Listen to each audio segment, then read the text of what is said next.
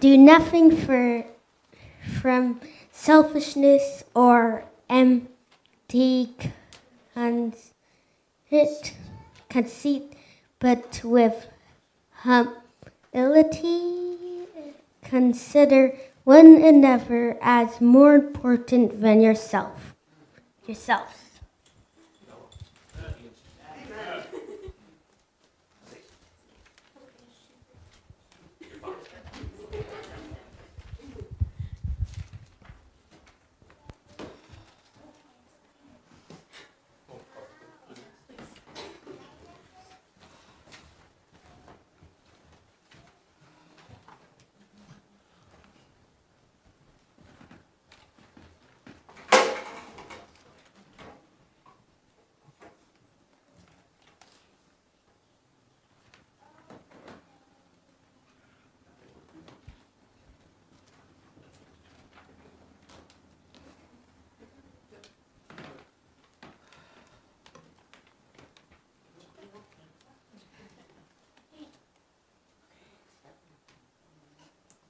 You guys know, this is my first sermon, so just bear with me. Amen. Amen. You'll be fine. Sure.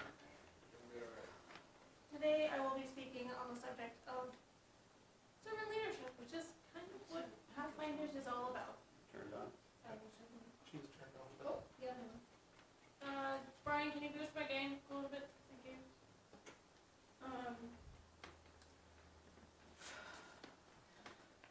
What is the first thing that comes to mind when you think about leadership? Is it an event in your life or a specific person, such as a teacher, a pastor, or someone else? What makes someone a servant leader? And why are servant leaders the best kind of leader? Leadership is guiding or directing a group towards a goal or common interest. I've had many memorable encounters with leadership, both good and bad. Recently, I worked for Jack's Pizza. Jack sought to change the power dynamic within their company, giving their workers, including me, a voice. Not only were we allowed to have a say in the company's direction, but we also got to pick some pretty awesome food. Who doesn't like dessert fries? I mean, come on. I was also the first to join the leadership team, which allowed me to learn and grow. That was an opportunity that really helped develop my leadership skills, some confidence. I've also served as staff for the Central New Hampshire Flames Pathfinder Club under Jim Thomas for 8 years. He was unable to be with us today. He currently serves as the Pathfinder Director for the Northern New England Conference. Those 8 years were some of the most impactful for me, and it really played a significant role in my decision to accept the call to be the director here in Laconia. Yeah, that was kind of scary, not gonna lie. Among the lessons that I learned under his guidance, delegation stuck with me the most. But what is delegation? Delegation means building up people or edifying them. Romans 14:19 tells us, let us make every effort to do what leads to peace and mutual edification. When most people think of the word delegation, they think of passing tasks to others. It's a lot more than that. It's edification, agency, giving tasks to your Pathfinders and trusting that they will do what is asked. Many, including myself, want to just get in there and do it ourselves. But that doesn't really help anybody, especially the Pathfinders. It robs them of the experience and the opportunity to learn. And that's what Pathfinders is all about. It's about learning and growing a relationship with God.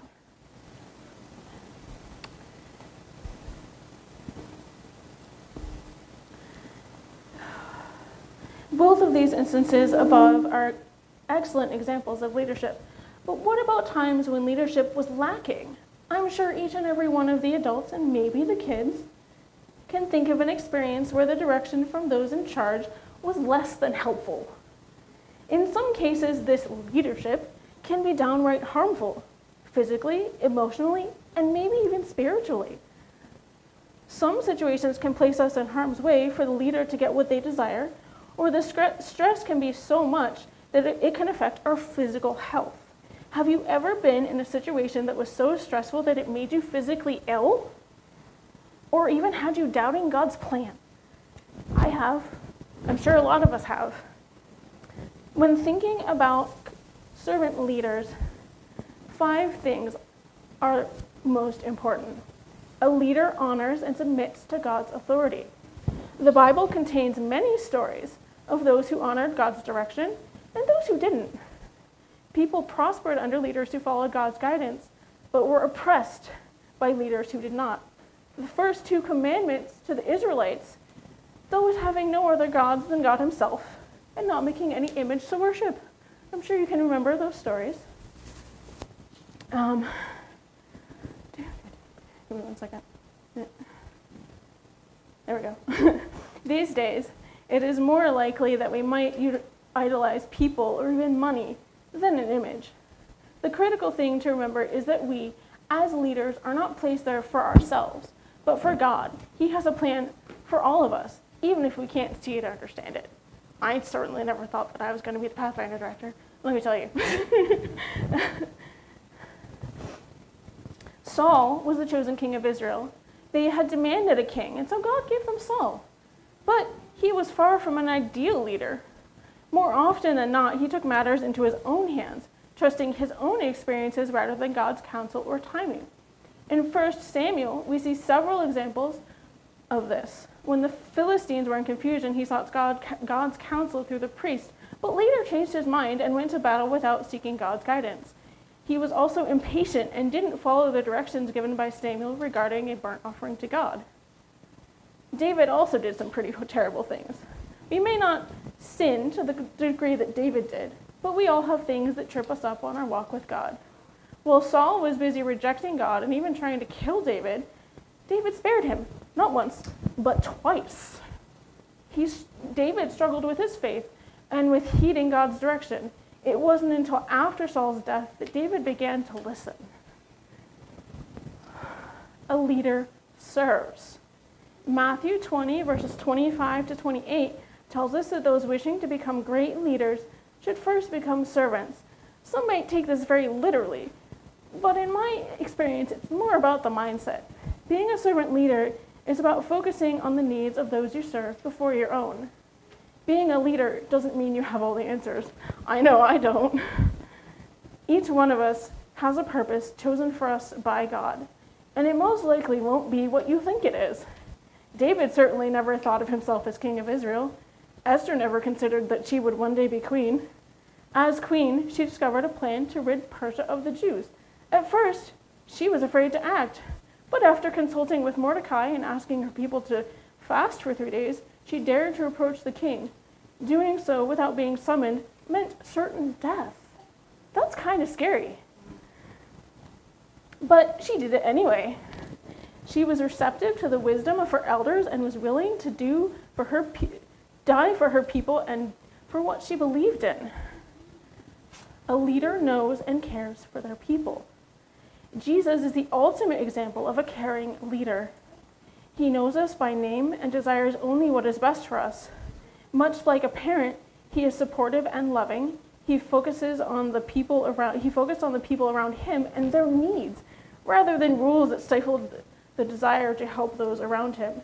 A caring leader can take many forms. Pray for those you lead and ask them to pray for you. Prayer is powerful. Listening to those you lead can help them be more open. Encourage them at all times, especially when they are struggling. This can go a long way to helping build confidence. Owning your mistakes lets people see that you are not perfect and are open to learning and growth. All these things are essential skills for any leader. In 1 Timothy 4, verse 12, we learn about young leaders. There are many instances in the Bible of young people who are called to minister, to lead. Joseph, Esther, Samuel, David, Jeremiah, Daniel, Shadrach, Meshach, and Abednego. All of these people were in their teens or younger when they were called to serve and witness for God. 1 Timothy 4 tells us of a young pastor concerned about his followers leaving the church. He is reminded that his focus and his followers' focus should remain on God. 1 Timothy 4:12 also reminds us to not let others' opinions of us change our focus. It doesn't matter your age. Each one of us can be a witness for God through your words and your actions. A leader is someone you want to follow. Proverbs 29 verse 2 tells us that when a leader is good, the people are happy. But when they are bad, the people complain. Think about someone who inspires you. What about them makes you want to act like them? Good leaders are inspiring and supportive, offering correction when needed, and also a listening ear.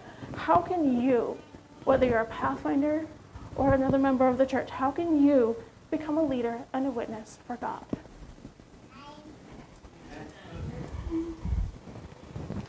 Okay.